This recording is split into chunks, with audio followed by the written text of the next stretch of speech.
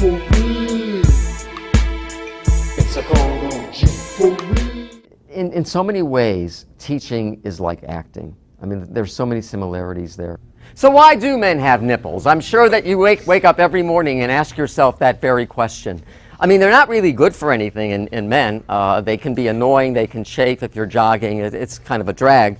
If I went into a classroom the way I am, say, at home talking with my wife, I think I would bore everybody really, really quickly.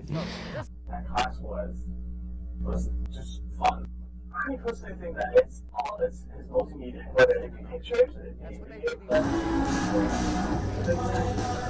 you really can't be bored watching lectures because it's just a massive amount of multimedia that keeps you so glued to the screen. And it's like, oh hey, this is like he'll use documented videos too that actually demonstrate exactly what he's trying to teach and what he's trying to show. But it's something we're familiar with and it's funny. By the way, the best Family Guy clip ever.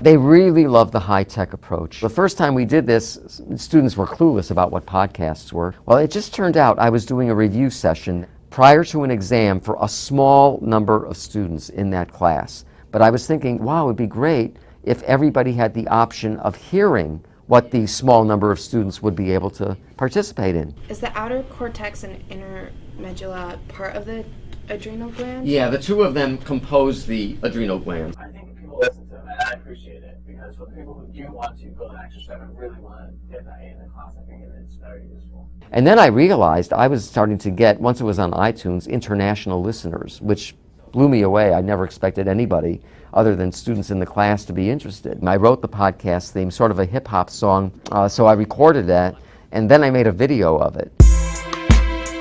For real. It's a Congo G. For real. You can't analyze me. For real. In the basis of rap.